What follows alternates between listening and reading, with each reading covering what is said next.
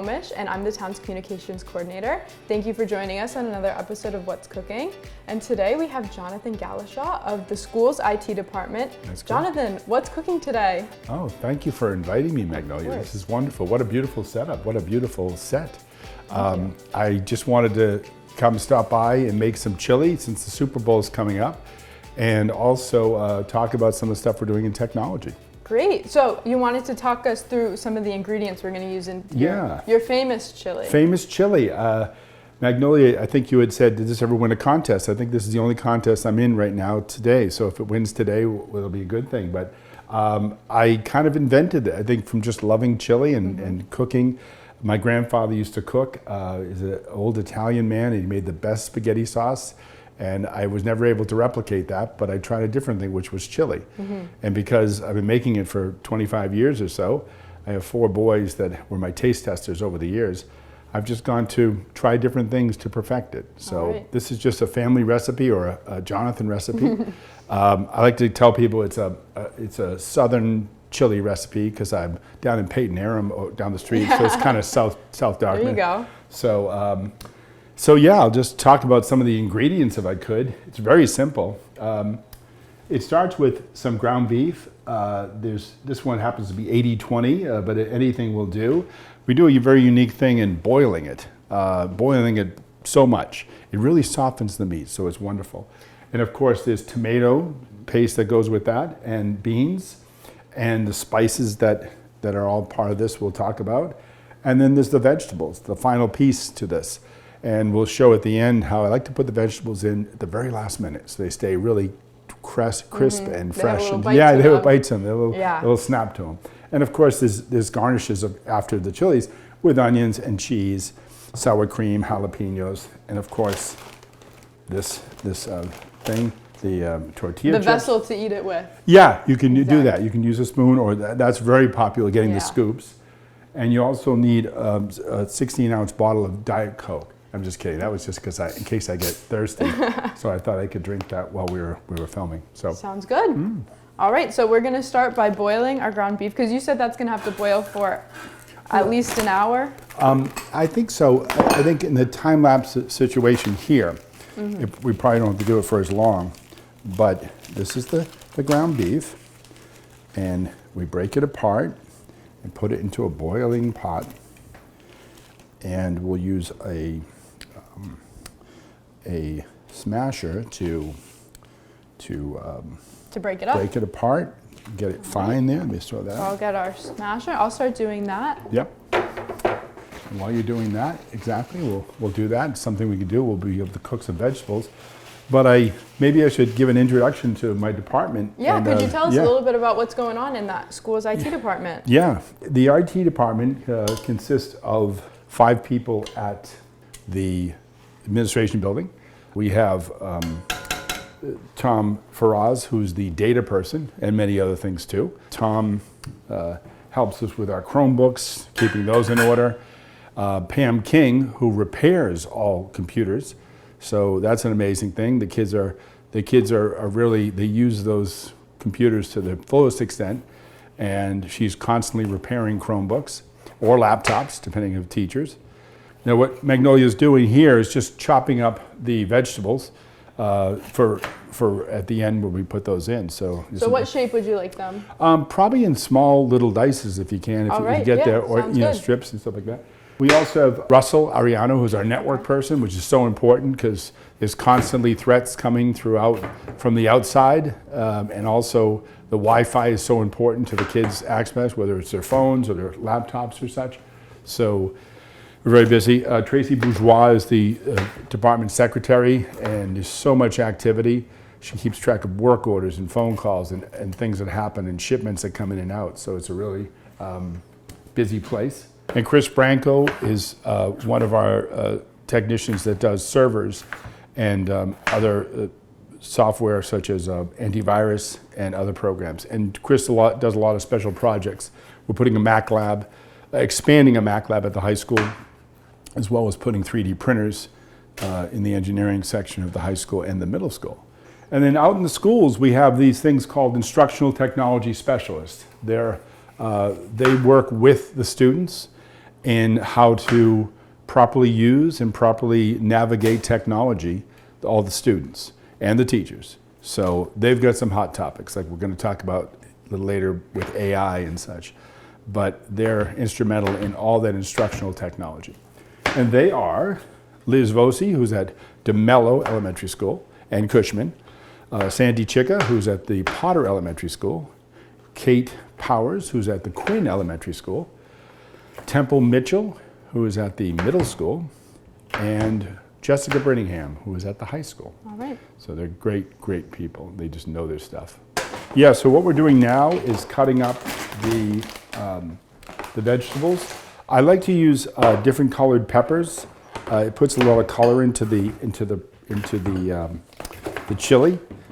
Sometimes I'll get one of those packets that are red, yellow, and orange peppers because it's really nice. It puts a lot of color into the chili. And you also chop up the onion. And in this case, we add onion to the chili, but also I do a red onion to put on top of the chili raw at the end.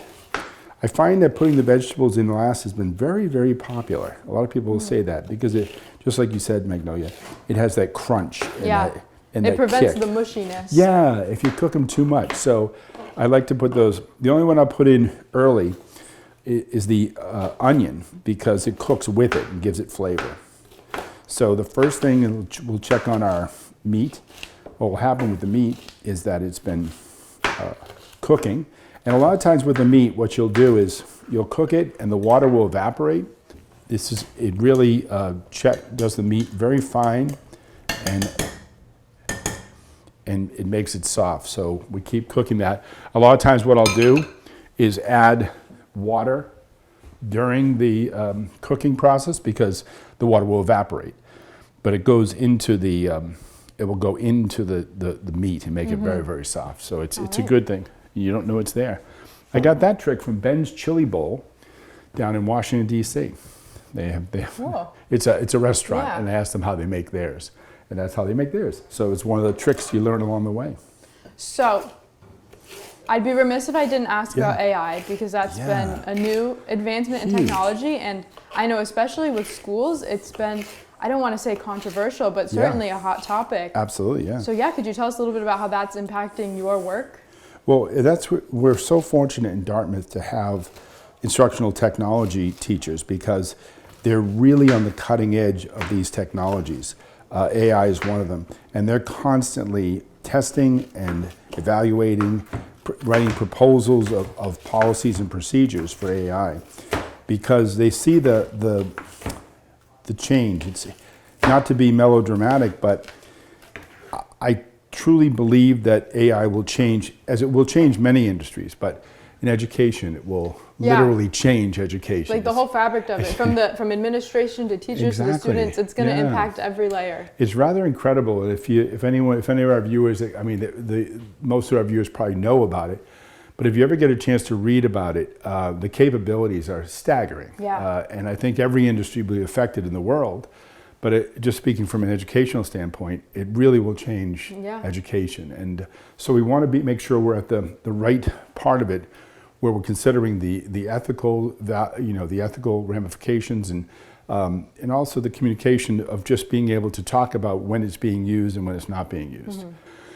We're hoping to solidify some policy and procedure that we can unveil by next year, at the beginning of next year, so we can have some parameters. But I know the kids are dying to get it. The teachers are dying to get it. It's an amazing tool, absolutely amazing. And it's a lot like the internet was 25 years ago, where it was just like, what is that? And it's just like, it had great possibilities, but it could be dangerous too. So I think it's great to be the new internet of my time. It is. It's just something that's so incredible, but you don't want to lose your humanity. You want to be able to make sure you can keep a piece of that. So what I'll do is this meat would ordinarily boil for, like I said, an hour or so, just really adding water to it. It really softens it up. In the case of this situation, for the purpose of our production, I can stop here. It's okay. The this chili will still be good for someone. So I will drain this meat here, and we can get started on the next phase of it. So in the case of this, the next phase to start this out before we add the meat back in is to add the tomatoes. All right, we're gonna get our So what can I'll do opener. is I'll take a couple of tomatoes. I like to add the diced tomatoes and the crushed tomatoes. The crushed tomatoes are more like a spaghetti sauce. They're thinner like that. The diced have really chunks, but that kind of adds to the chunkiness of the vegetables and stuff. So this chili is a real hearty chili, and I promise you, if you make this chili, you'll be the most popular person at the Super Bowl party, besides Patrick Mahomes. No, I'm just kidding. I don't know. I was gonna say, I noticed that your apron is from New Orleans, and that's where the Super Bowl is. Yeah. So it's, I had gotten this when I was down in New Orleans. I went to a cooking class when I was down there. Cool.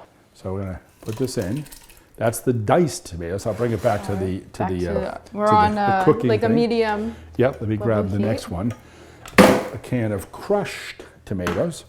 And again, you could add a third can depending on the size of your crock pot or your pot itself. This chili can be made on two different formats. Like if you can use a crock pot, I love the crock pot because you can set it and forget it. But you also can do it on a stovetop, so that's good too. And this one again is more like crushed tomato. Yeah, more crushed. This is like almost like a spaghetti sauce. Get that on here. We're good. Perfect. All right, so the sauce is in. We'll start to heat this up. And we'll look at our spices. So these are the spices that I use. Some of the more popular ones that you want to use a larger amount of, the tablespoon spices, salt, of course, because it's great flavor, crushed red pepper, which is very popular. Little heat, a little bit of chili powder, and or is that one the chili powder and the let me look at my cayenne pepper. Thank you, cayenne pepper. So what we're going to do is that little blue scooper over there. We're going to do that. We're going to take a tablespoon of the salt and add that. The cayenne pepper, the chili powder, and in the case of the crushed red pepper, I like to put 2 of them in. Everyone loves a kick. Yeah. So just I quiet. I do too. Yeah. So those are the table ones.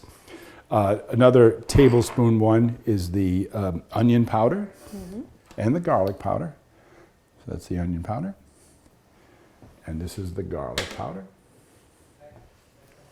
And then now we have the teaspoon ones.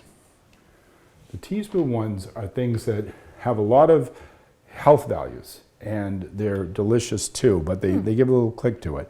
And the first is turmeric, like a miracle drug. It's like a wonderful spice. Yeah. I never considered that adding the spices would be like a health benefit, but of course there are. And the other one that is good, it controls blood sugar is cinnamon.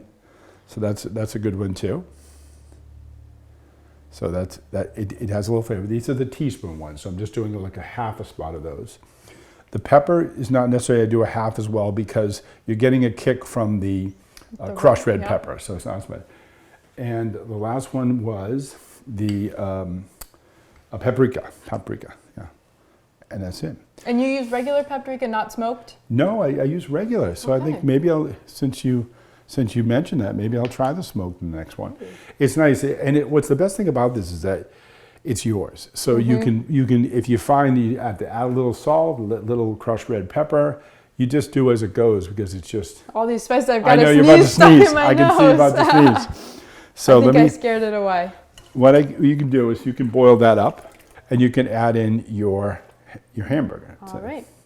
So that's good. We'll put that aside. And then we're gonna mix it up, I assume. Mix it up, and also if you could turn it up a little bit, that's good. Yep, we're at high now. Perfect. Along the way, we'll be adding the peppers. I brought this as a prop. I said if you're lazy or if you missed my my recipe, you can always go get one of these. Just kidding. I saw this at the store. This is the chili mix. Yeah, that's there's not bad. not as much love in it, though. There's not as much, exactly. You don't feel it as much. Yeah. So you can add that up, and All right, you we're can heat looking that pretty up. mixed Good. over here. And then you can add a couple of cups of the white onions, and that will, I'll put that back here. That's good for the flavor. The spices are there.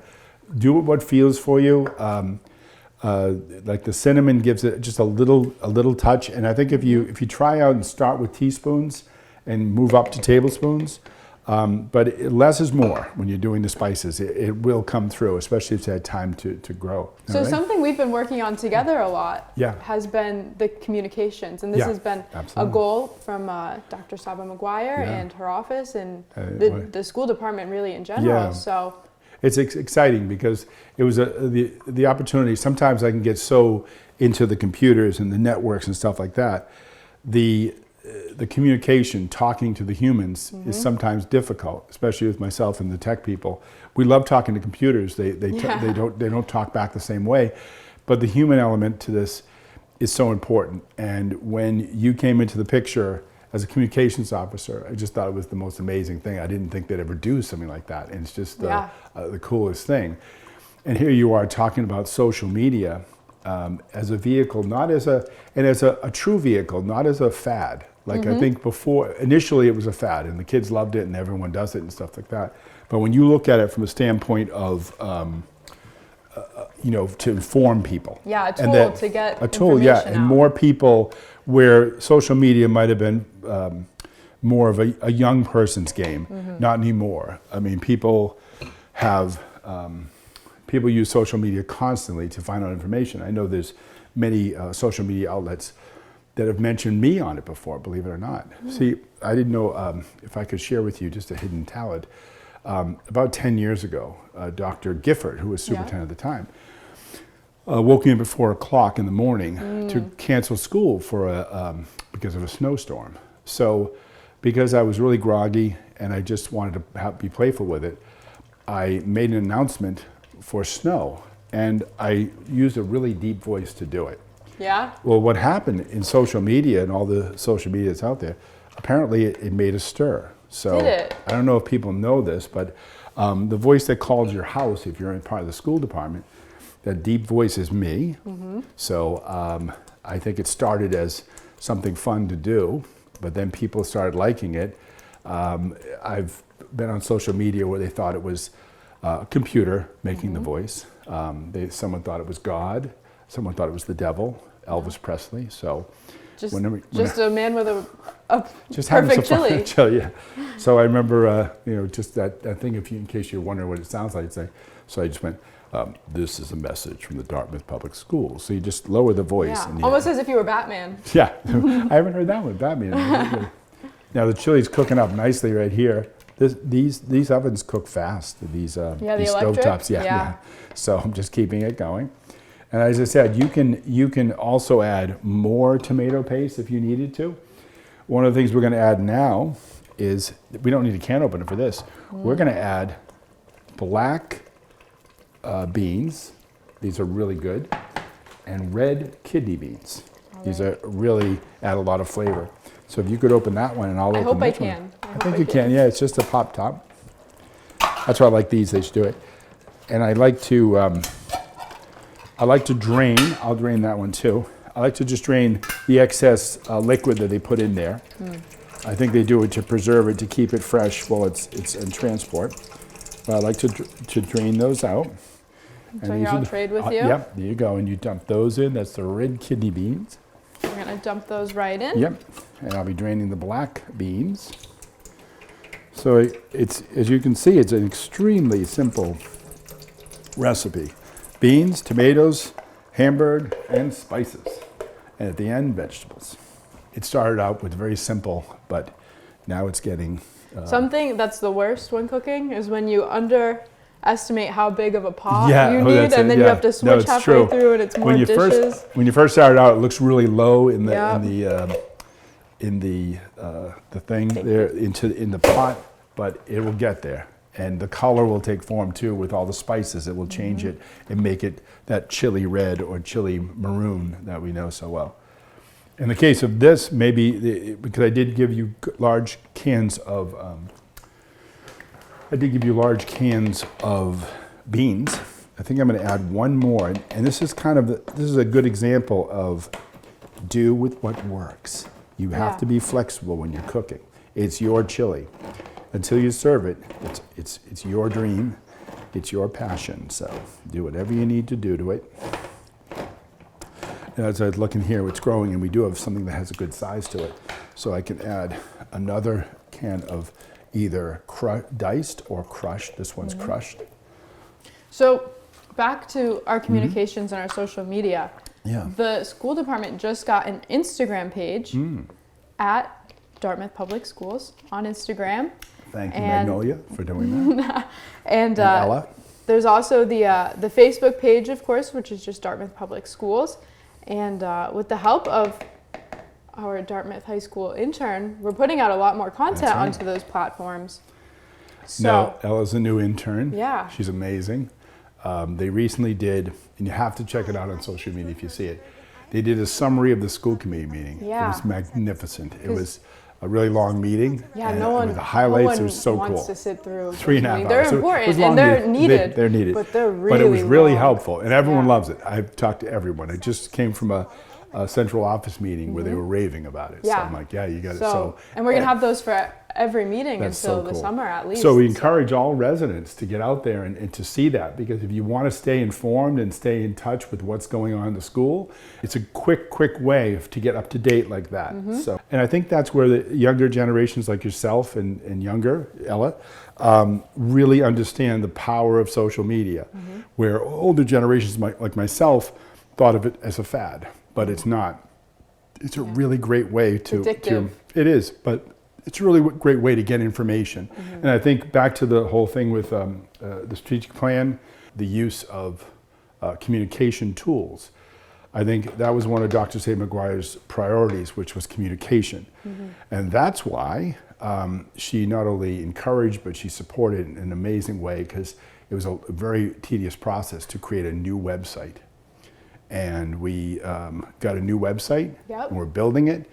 One thing that's happened to the old website is there was an old adage that I heard back in the 90s that said, the worst thing you can do in the information age is let your information age. And I think what happened was the web page became a place to just put things. And sometimes people would leave something like a form that might get outdated, or a plan, or a PDF, or some kind of information, but they would leave it behind. So what we're trying to do now is to place documents on the website and put a timetable on them. So if they need to come off at a certain time, they will automatically come off. So if there's like a form or something. And also trying to centrally locate things. So when you go to a school's website to look for a form, you sometimes redirect it back to the main district site where they list all the forms, because you want it in one place. You can have the way to get there in various ways, but you want it to be one form. That way when we change that form, it changes it for everybody. Across the board. So keeping up with that is important. And we also use a product called Parent Square, which is, that's where I make my announcements. And the parents we're really getting our legs. We started using it this year fully.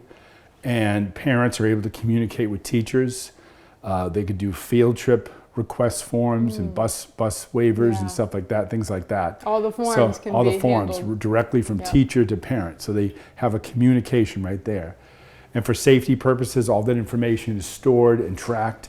So for all the safety of children, parents, teachers, all that information is not out there.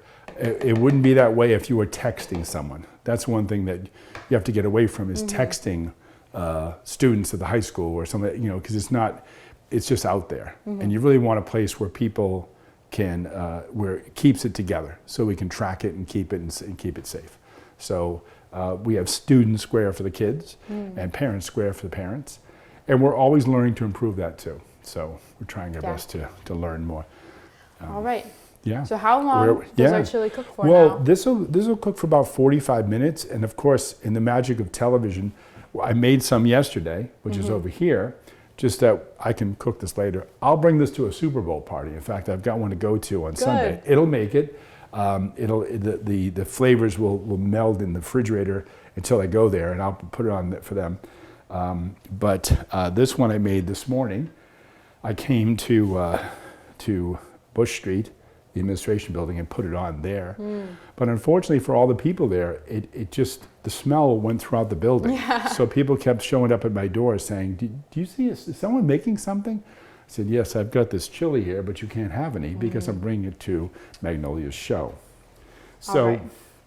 Yeah, so we'll let that cook and that'll be fine. So we'll let the chili cook for 45 minutes. Yeah. And then after 45 minutes, that's when you add your Correct. vegetables? Right before serving. So like maybe 10 minutes, 15 minutes before serving, you shut the chili off. If it's in a crock pot, you put it on low and you add the vegetables and you just give it a couple minutes. It's amazing. Then they all stay crisp. And I think that's one of the, it's one of the compliments whenever someone eats the chili, they always say, the vegetables, are like, I know, because just like you said, I've had chili before where they're mushy. The peppers are mushy, the onions are mushy, and to keep them crisp is nice. So we can time lapse this out and drop it in there. And of course, when you're making the chili, when you're eating the chili, you have those extra things like, it's dangerous, but I like to put the jalapeno peppers on there. Those are intense. But the sour cream usually softens that up. The cheddar cheese is what you place on, and this is how to make it your own. It's a very easy, and then chopped onions. I like to put the red onions on top there. Just adds a little difference to the other ones that we're doing here. And as Magnolia said, the vehicle for eating it, if you don't have a spoon, you can use the chips. So. All right. Okay. So you generously and almost meanly for the rest of the people at Bush Street made an extra from this morning. So we're gonna bring that over while this one continues to cook, so you can have it for your party this weekend. This was started last night and then turned on this morning. I had done the meat completely last night. Let me mix it up. Remember the one thing we have to do before we dig into it. Oh, of course. We're going to put the vegetables in. Of course. So it's okay. So we've got the vegetables here. I'm just going to put some red peppers in. And I can save some of them for the one I made last night, and I can put the rest into the other chili and the green peppers. All right. And then you want to tell us about what's on the horizon in your department? Yeah. With all those projects I talked about that are so important, cybersecurity, network upgrades, MCAS. MCAS is an important thing too. I think it was a strange thing that happened this year. There was a ballot question that said, oh, MCAS is going to go away. No, MCAS isn't going away. It was being voted on about going away as a graduation requirement. But MCAS is alive and well, and there's a new system that does it. So we're just testing out the new system. It's from a company called Cognia.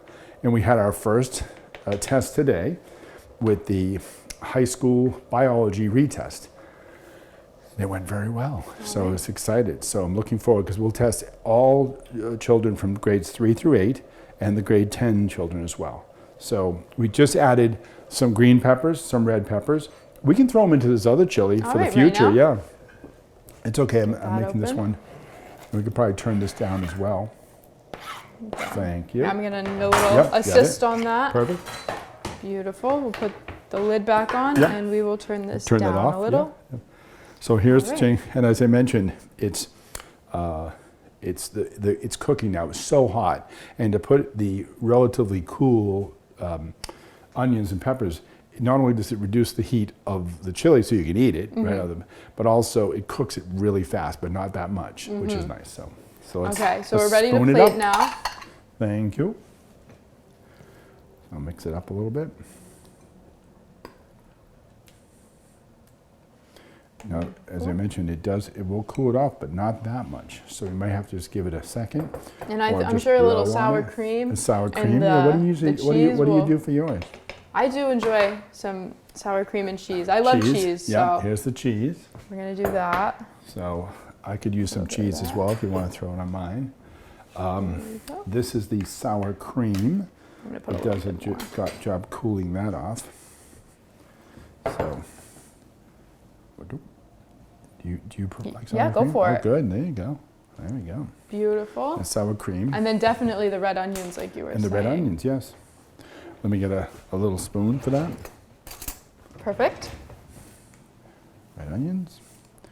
This looks delicious. The red onions are very strong, but it's a nice kick, just like what I mentioned about. And in some cases, the jalapenos. We'll stay off those for now. No jalapenos today? No. Okay. Yeah. We'll just guess it. It'll be really hot. Yeah, it'll be hard to. This might be the chips might be a way for you to taste. Let me see if I have a bowl here. Oh, we do. If you mentioned about the chips being like a vehicle. Yep. It is a good way to break into it and stay cool on the eating side. If you don't have thank you. If you don't have the spoon, or if it's too hot to eat, the chip is a way to just take a touch of it out.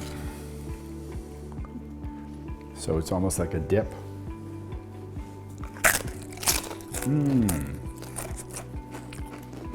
Oh, really good. And we were editing out the 2 takes before this that Magnolia didn't like it. I'm kidding. I would act so well you would never even know. I'm just teasing. But yeah, this is really delicious. You can taste how all the flavors really like melted into each other. In the crock pot, I do the crock pot all the time. I do the stovetop as well. But the crock pot's so wonderful because you can just set it, forget it, and you can bring it to a party, plug it in, and it usually is demolished, especially a Super Bowl party. I think because people do it in different ways. Some of them people pour it on the chips. Some people just use the chips. Some people put it on other things, but very popular, very thing. But no, and that's what's happening in technology. I think the big focus, besides technical things, besides AI, which is really interesting. Read all about it, hear all about it. You'll be hearing it from your kids, your teachers, and other things as we're using it. Is communications. And I think that's where the vehicles of social media will talk about some of the things we're doing. Some of the high school kids, one of the computer teachers at the high school brought the kids to Bridgewater State College, to university, to see their cyber security center. Yeah. And they rave reviews. They were just so fascinating. The kids want to get into it.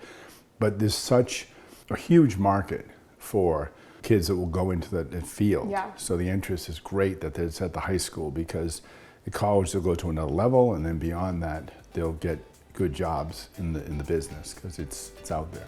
So. Well, thank you so much for coming in today. Thank you for having me. Making not one but 2 chilies. 2 chilies for the show. Yeah. And now it's time for us to just enjoy our chili. I'll take my big spoon. Thank you so much. Thank you for having me. This is wonderful. Bon appetit.